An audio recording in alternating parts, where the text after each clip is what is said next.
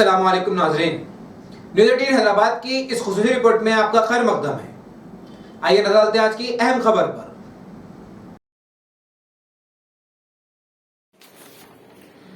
तेलंगाना वज़ीर आला के चंद्रशेखर राव की जानिब से लॉकडाउन में मजीद इजाफा किए जाने के फैसले की मजम्मत करते हुए कांग्रेस के तेलंगाना वाइस चेयरमैन जनाब कलीमुद्दीन बाबा ने वज़ीर आला के चंद्रशेखर राव को तनकीद का निशाना बनाया और हुकूमत तेलंगाना की नाकामयाबियों का खुलासा किया।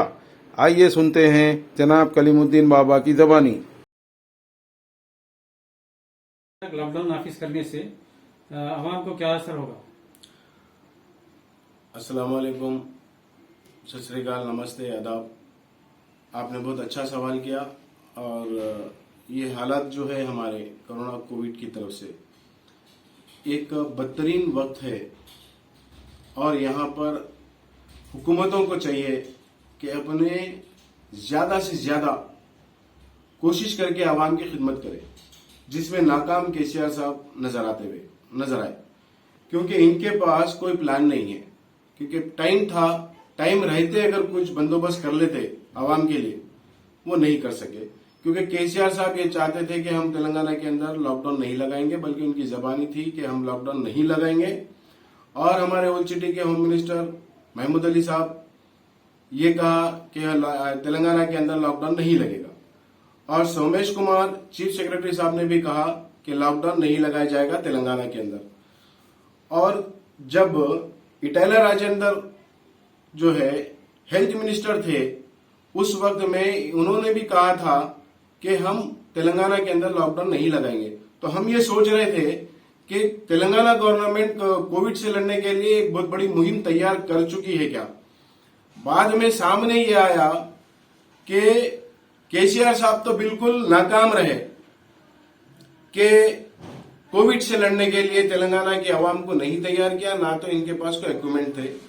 जबकि हमारे देखने में ये आया कि जब 3 कोटी हॉस्पिटल के अंदर 7 लोग ऑक्सीजन की वजह से मारे गए, उनकी मौतें हुई, और बहुत सारे हॉस्पिटल में बहुत सारी जगहों पे ऐसे केसेस हुए, बहुत सारी तेलंगाना की आवाम को ऑक्सीजन की नामौजूदगी के कारण मरना पड़ा।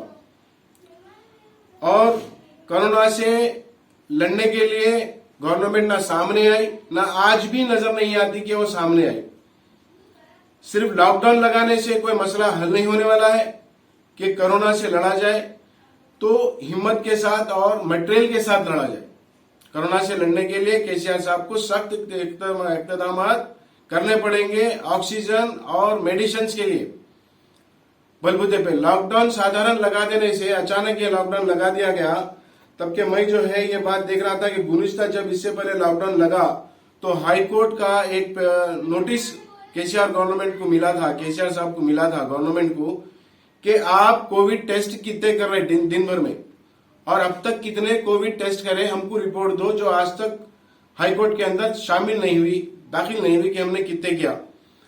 ना तो इनके पास कोविड टेस्ट करने की सलाहियत है, ना इन्हों ये काम कर रहे। और मौजूदा जो छोटे मोटे हॉस्पिटल्स थे वो बंद करा दिए गए थे और बड़े बड़े हॉस्पिटल्स को इजाजत दी गई ताकि कोविड से लड़े। और कोविड एक ऐसा वायरस होके आ गया, ये हमारे पास हमारी जिंदगियों में आ गया कि कोरोना से लड़ने के लिए हमको कोरोना से डरना पड़ रहा, कि कोरोना से डरा कर भी हमको मारा जा रहा। जबकि हुकूमत अगर चाहती तो कोरोना से लड़ने के लिए इनके पास वक्त था, मेडिसिन तैयार कर सकते थे और कोरोना से लड़ने की आवाम को ट्रेनिंग दे सकते थे। इसमें बिल्कुल ही केसीआर गवर्नमेंट हो या सेंट्रल गवर्नमेंट हो नाकाम है। और हाल ही में मैंने 2-4 दिन पहले देखा था कि असदुद्दीन अवैसी साहब ने भी ये कहा था कि तेलंगाना के अंदर लॉकडाउन नहीं होगा और कोरोना से लड़ा जाएगा, कोरोना के लिए मेडिसिन तैयार करे जाएंगे। तो असदुद्दीन अवैसी साहब से भी मैं जो है एक गुजारिश करता हूं, एक अपील करता हूं, उन मुसलमानों के जो नादान हैं, ओल्ड सिटी के हमारे मुसलमान नादान मुसलमानों की वजह से आपको अपील करता हूं, उनकी जानिब से भी अपील करता हूं, मैं अपनी तरफ से भी अपील करता हूं कि आपका अपना खजाना थोड़ा खोलिए, जो मुसलमानों का असासा आपके पास है उसमें से कुछ खर्च करिए, ताकि ओलसीडी के मुसलमान, तेलंगाना के मुसलमान लड़े कोविड से आपका नाम लेकर के। उनके लिए कुछ जरूरी इक़दाम करिए। आपको ये कहना चाहिए था कि केसीआर साहब के साथ में जब आप खजूर खा करके डील कर रहे थे तो आज आपकी बोलने की वजह थी, आज आप जिसका हम देखे थे कि जो है जीएचएमसी इलेक्शन के अंदर आप दोनों में नाराजगी हुई।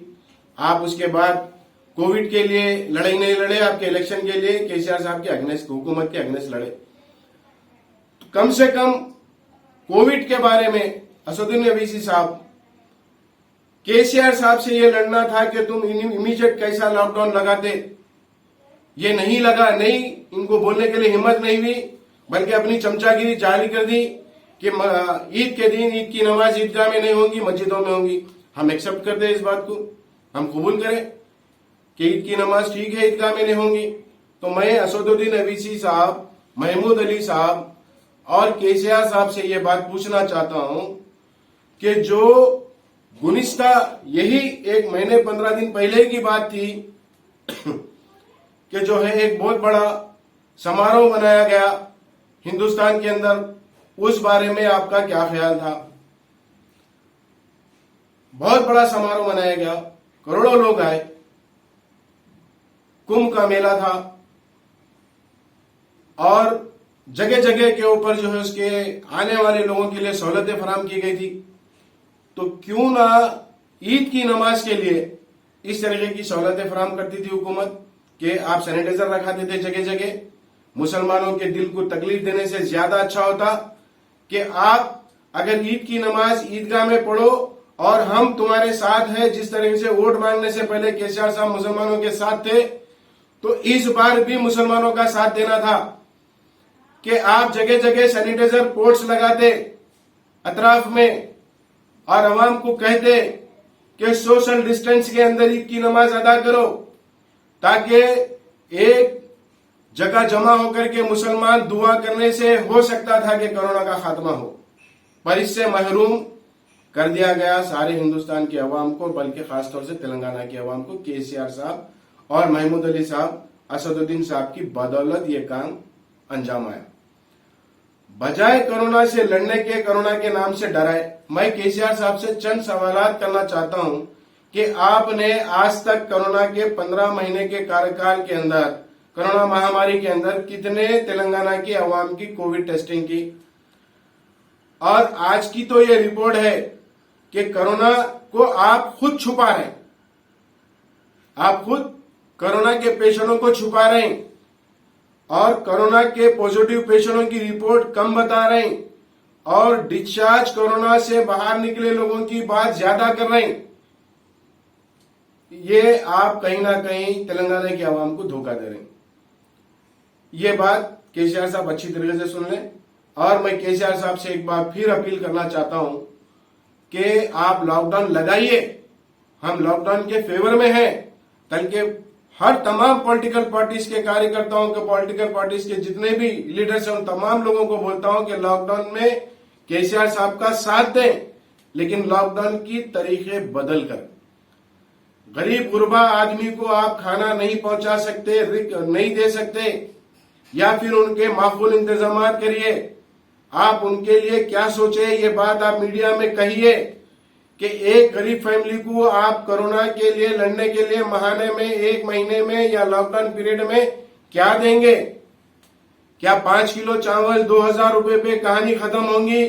या रियासत गवर्नमेंट, तेलंगाना की रियासत गवर्नमेंट इलेक्शन लड़ने के लिए करोड़ों, 100 करोड़ों पे खर्चा कर रही है, कोरोना के ऊपर खर्चा करेंगी? क्या तेलंगाना की गरीब आवाम के लिए खर्चा करेंगी या नहीं करेंगी? केसीआर साहब ये बात मीडिया में आकर के बोले। और एक बात कि मैं महमूद अली साहब से एक रिक्वेस्ट करता हूं कि ये जो है हमारे जिंदगी और मौत अल्लाह के हाथ में होती है, कि कोरोना के अंदर भी कुछ ऐसा तहफ्फुज मस्जिदों के पास किया जाए कि जो नमाज पढ़ने वाले सैनिटाइज होकर के नमाज पढ़े। इस तरीके का एक इंतजाम महमूद अली साहब, होम मिनिस्टर साहब से मैं रिक्वेस्ट करके कहता हूं कि यह आपकी जानिब से किया जाए। और असदुद्दीन अवी साहब से मैं फिर कहता हूं कि जिस तरह ओलचिटी के मुसलमानों का और हिंदुस्तान के मुसलमानों के मुहाफिज बन रहे, उस तरीके से मुसलमानों के कम से कम ओलचिटी के ही लोगों को आप राशन किट अपनी तरफ से क्या दे रहे हैं, एमआईएम पार्टी की तरफ से एमआईएम के कार्यकर्ताओं को, एमआईएम को जो वोट दिए उन लोगों को क्या दे रहे हैं आप लॉकडाउन के अंदर, ये आप मीडिया में आकर के बताइए।